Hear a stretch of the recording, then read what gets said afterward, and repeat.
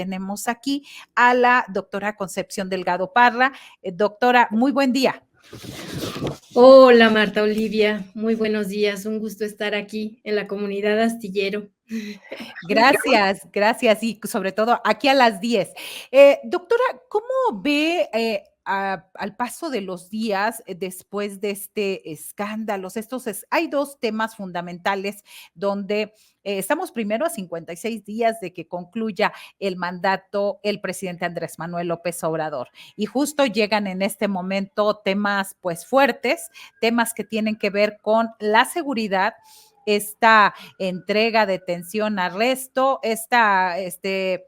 automáticamente no sabemos por qué circunstancias, pero en Estados Unidos está este presunto narcotraficante, Ismael El Mayo Zambada, buscado por más de 30 años, nunca encontrado y de pronto está allá. ¿Cómo es, más allá de quién lo entregó, si lo entregó? ¿Cómo considera usted como analista y politóloga el manejo que ha tenido López Obrador ante este tema? Mira, Marta Olivia, pues yo creo que son varias vertientes y algo que es importante señalar, del mismo modo que el periodismo, como tú bien sabes, está intentando hacer un periodismo en el que la audiencia tenga información clara de lo que está pasando, un poco los analistas políticos también tenemos como ese mismo objetivo, ¿no? En ese sentido, me gustaría realizar mi comentario, contextualizar para que se entienda un poco dónde se ubica, digamos, el punto de vista del presidente Andrés Manuel López Obrador.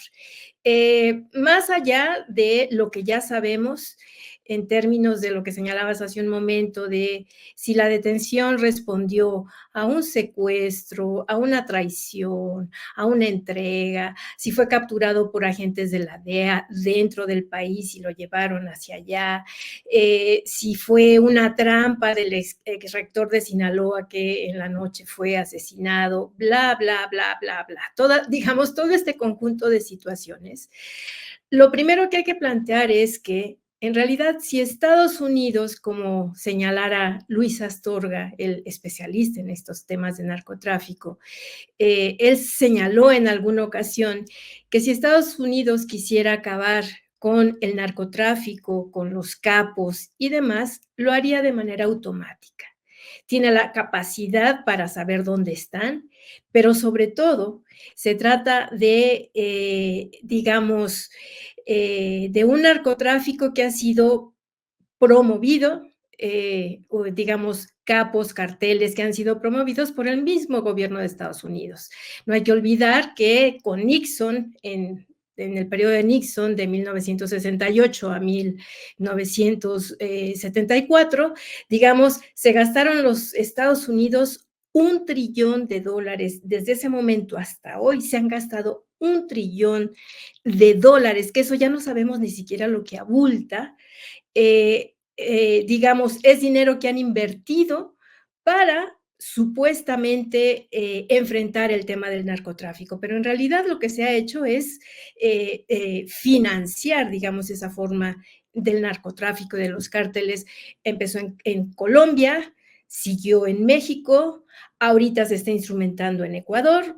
Entonces, en ese marco, digamos, tenemos todo un conjunto de desinformación que en realidad beneficia la narrativa de Estados Unidos. Es decir, se sobredimensiona la presencia de los capos como Ismael El Mayo Zambada, como se ha sobredimensionado a otros personajes, y entonces a partir de eso, digamos, se crean supuestas estrategias, ¿no? En la que se captura a estos delincuentes y, digamos, a partir de eso se crea la falsa idea de que se impactaría en términos de la disminución del narcotráfico. En realidad estamos frente a una reconfiguración geopolítica en diferentes sentidos. Es decir, el narcotráfico ha funcionado como una especie de paramilitares, ¿sí? Que van abriendo el territorio en aquellos espacios, en aquellos países que tienen recursos naturales. Y entonces Estados Unidos juega con esta doble narrativa de que por un lado son los países pobres los que gestan, digamos, y manifiestan, digamos, la construcción de estos carteles y ellos son los que nos apoyan para erradicarlos, pero en realidad funcionan, como dijera algunos estudiosos como Osvaldo Zavala, que señalan que en realidad el narcotráfico funciona como paramilitares que abren el espacio a las grandes transnacionales. Entonces, en ese contexto, brevísimo contexto, ¿qué es lo que sucede con la respuesta de Andrés Manuel López Obrador ante esta situación que se gestó apenas hace unos días con la captura del Mayo Zambada? En realidad, lo que está haciendo López Obrador desde mi punto de vista es evidenciar este proceso.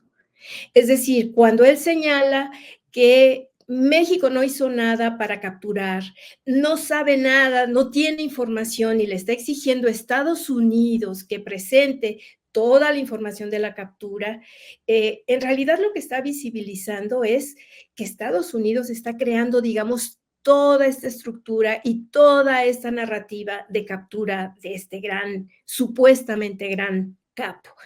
En realidad, los capos son puestos y depuestos por el gobierno de Estados Unidos, en este caso la DEA y la CIA, digamos, son las que configuran, digamos, este tipo de ejercicios. Y entonces ellos definen, dependiendo del contexto económico, político, definen en qué momento se captura a alguien y no.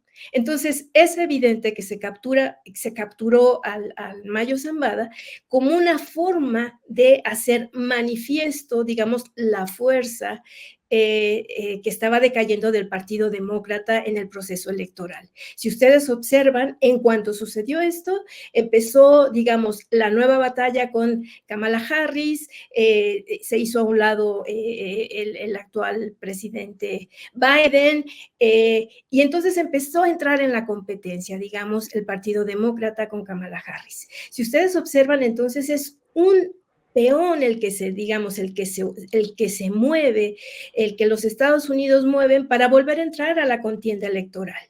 Y como esto, digamos, articulan diferentes mecanismos en términos del uso y abuso del narcotráfico, de la supuesta guerra contra el narcotráfico. Lo que hace López Obrador, insisto, es visibilizar, mostrar, evidenciar que esta es una estructura y es una estrategia de los Estados Unidos.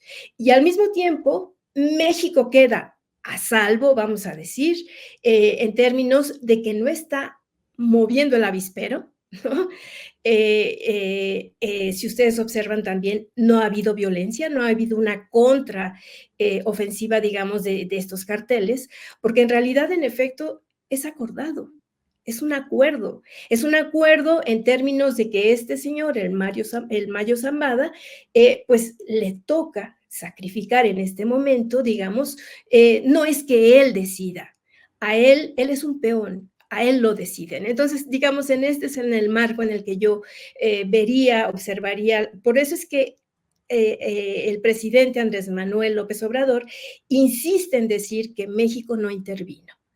Al mismo tiempo, esto abre una puerta, y con esto cierro mi comentario con respecto a tu pregunta, Marta Olivia, y es cuando él dice es posible que los Estados Unidos, más bien que nos expliquen, nos den información de cómo lo capturaron, si ingresaron a México, porque eso abre la puerta a la posibilidad de que el Mayo Zambada salga libre. Porque claro, si fue secuestrado y fue llevado a los Estados Unidos, perfectamente México podría decir que eso es ilegal y por lo tanto que ese señor quede libre de manera muy rápida en Estados Unidos. Entonces, no olvidemos, digamos, no pensemos tampoco que el gobierno de México es un gobierno inocente. Puede ser que también ahí se estén abriendo otro tipo de negociaciones. Solamente suponemos que la negociación es allá, pero puede ser que haya una contranegociación. Claro, y hay un detalle al respecto de este caso. La oposición ha difundido el mensaje de que no se le avisó a México por la falta de confianza en las policías. Eso lo subrayan como diciendo, sí, claro, la DEA es lo máximo, los cuerpos de inteligencia de los Estados Unidos. Es decir, es muy evidente el mensaje y el discurso que manejan al respecto, Connie. Sí, claro. El hecho de que se diga que hay una desconfianza hacia México y que por eso, esa es la justificación por la cual no se le avisó a México, pero eso, digamos, está por encima del tratado de los tratados internacionales, de la soberanía nacional de México. Por lo tanto, esa puede ser una retórica, pero en términos de una defensa jurídica, de una defensa judicial, se podría apelar al hecho de que miembros de la DEA, de la CIA o del gobierno de Estados Unidos intervinieron en México para secuestrar a una persona y capturarla.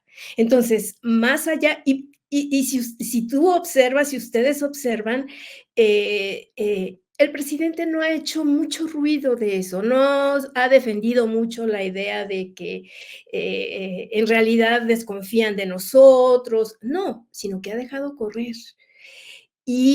Pero al dejar correr, de algún modo, él tiene argumentos, tendría argumentos para poder, digamos, apelar a la idea de la intervención de Estados Unidos en México, y en ese tránsito podría ser liberado el Mayo Zambada, o por lo menos tener un tiempo muy cortito en términos de si le dan una condena, qué sé yo. O sea, están en juego también esas otras cosas. Claro, interesante, interesante este punto que vuelve el tema a ser relevante. En otro aspecto, ¿cómo considera que ha sido el manejo de la línea presidencial en torno al tema Venezuela? Parece como que de pronto se dio, sí, el recuento. Primero dijeron hay que respetar la voluntad popular, lo dijo el presidente, y después como que, ok, hay que respetar, pero hay que ver las actas. ¿Cómo ha sido y cuáles son los riesgos en Latinoamérica ante esta situación, incluso de división de las izquierdas? Sí, nuevamente allí yo insisto, es importante contextualizar y tener información más allá de la disputa que se está dando en lo concreto en términos de si hubo fraude o si no hubo fraude, si se presentan las actas, si no se presentan las actas. Porque además el sistema electoral de Venezuela es muy particular. No es un problema de presentar actas y de decir ya ganó tal o cual. O sea, digamos, ese es otro asunto, pero bueno, ahorita regresaré a ello. Me gustaría antes plantear un supuesto del que yo he partido en términos de toda esta discusión que hay sobre Venezuela. Lo primero es que no estamos ante una confrontación entre democracia y dictadura, sino que en realidad estamos ante una confrontación de los BRICS frente al G7. ¿Esto qué significa? De algún modo, no tendría por qué una elección de un país convertirse en una disputa internacional, ¿no? Sin embargo, ¿por qué Venezuela se convierte en el centro, en el foco de una disputa internacional en la que todos los países estamos opinando? Cada país tiene su soberanía nacional y por lo tanto no tendríamos por qué intervenir desde fuera.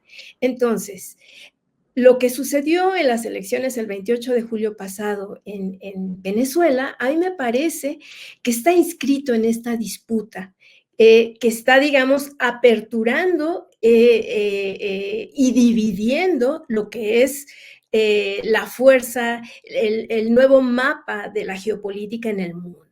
Entonces, en este contexto, aparece, digamos, la intervención de las derechas globales, ¿no? Si ustedes observan nuevamente, apenas transcurridas 48 horas de la elección en Venezuela, inmediatamente la Organización de los Estados Americanos, la OEA, con sede en Washington, convoca una reunión extraordinaria para calificar las elecciones en Venezuela. ¿Qué pasó ahí? O sea, dentro, digamos, de la estructura del sistema electoral de Venezuela, tiene 30 días para presentar los datos, para presentar los resultados.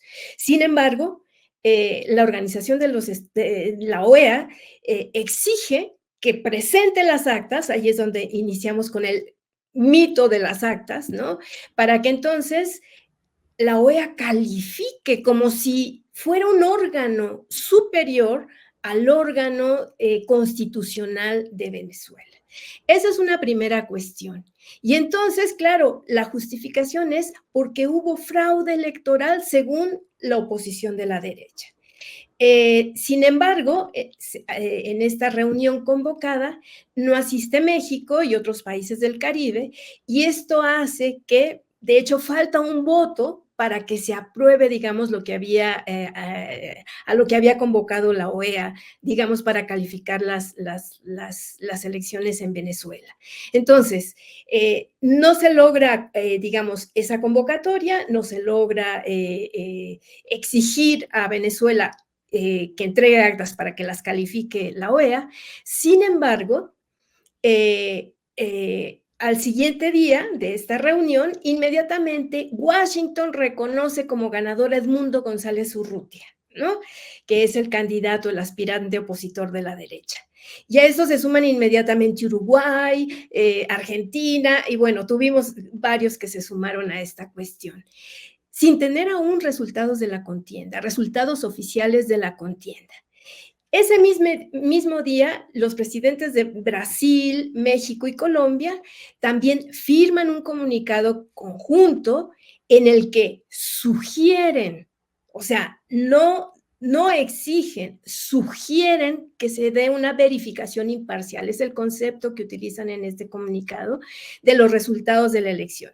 Entonces, de pronto en la opinión pública lo que se abre es, pero ¿por qué no firmaron en la OEA si lo mismo es lo que ellos están pidiendo? No, hay una gran diferencia entre lo que planteaba la OEA, que era calificar las elecciones a través de la entrega de las actas de las diferentes partes, a la postura de Brasil, México y Colombia, que señala la idea de que se haga una verificación imparcial y que hasta que se expresen cuáles son los resultados oficiales, institucionales, constitucionales, entonces ellos se declararán en términos de su postura frente a la situación.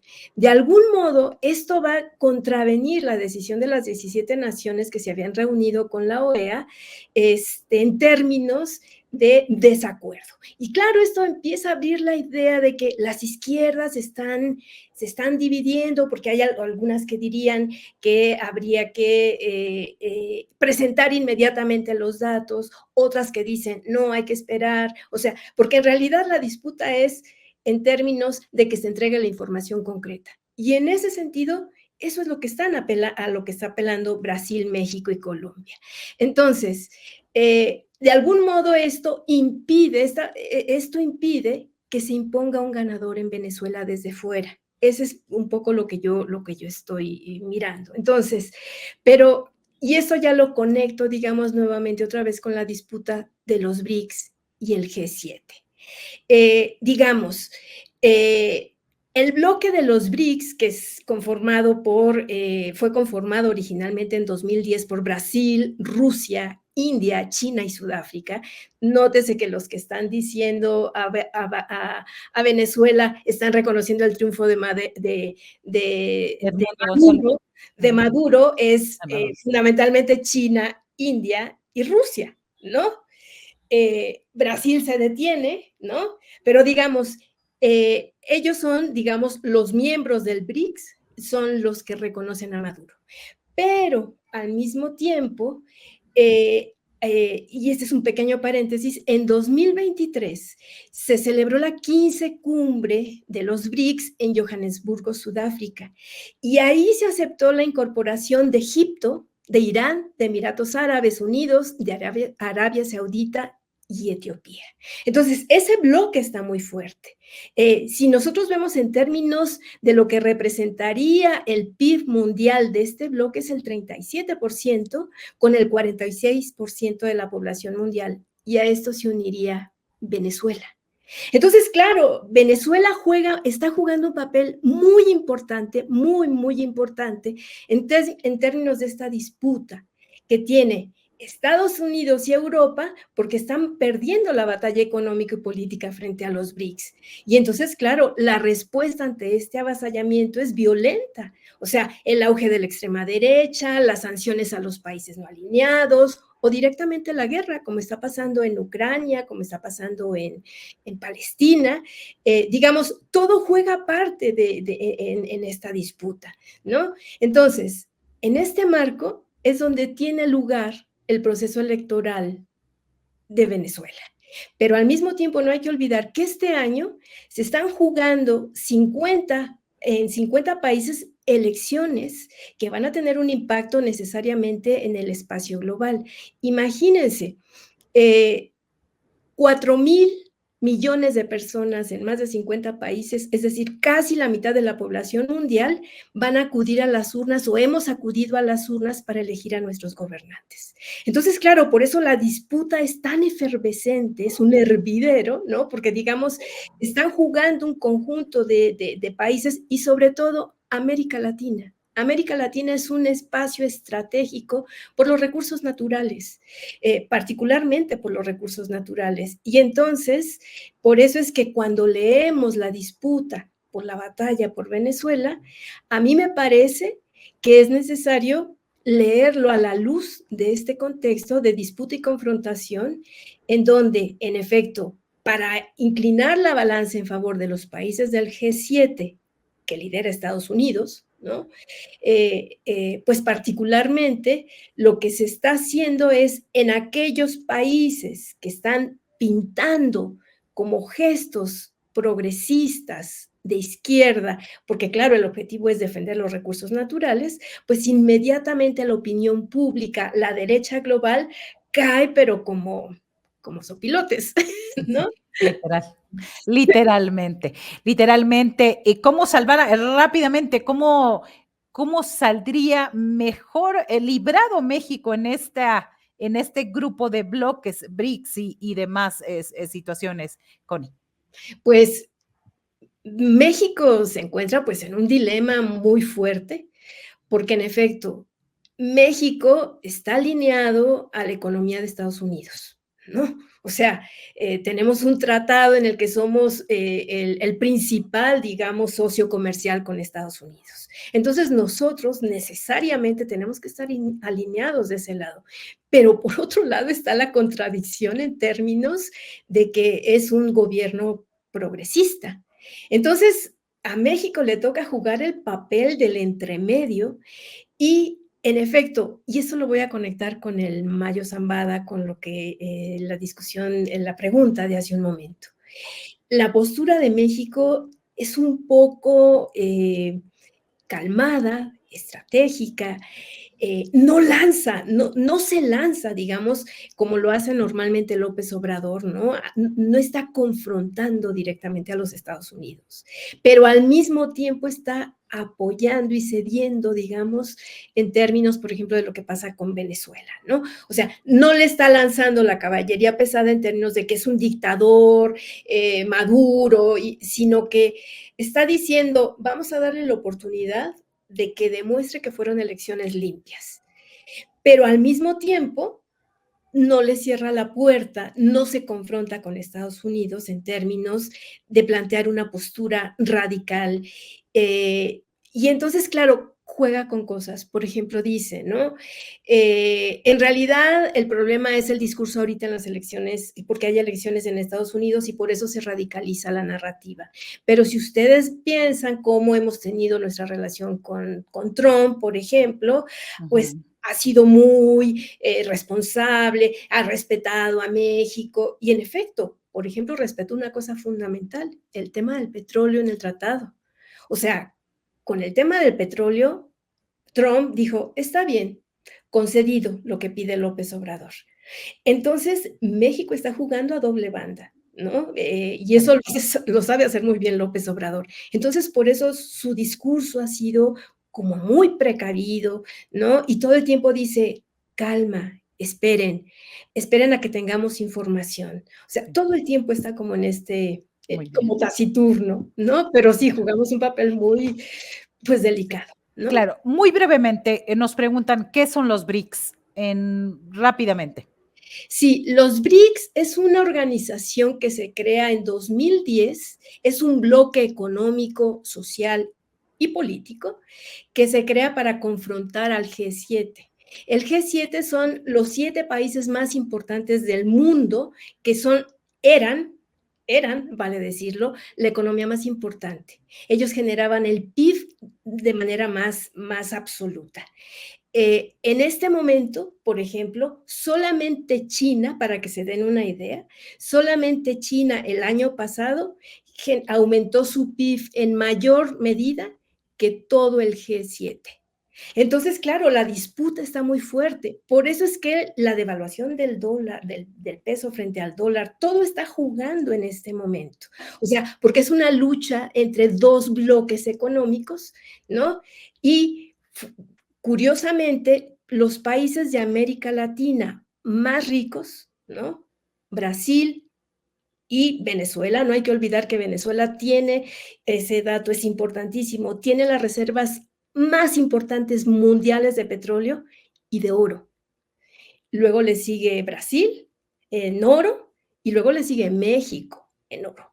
Entonces, digamos, los BRICS están como acercándose a las economías latinoamericanas emergentes, al mismo tiempo de los países asiáticos emergentes, y estos son los BRICS. Y entonces, claro, ahorita la disputa de todo, de Venezuela,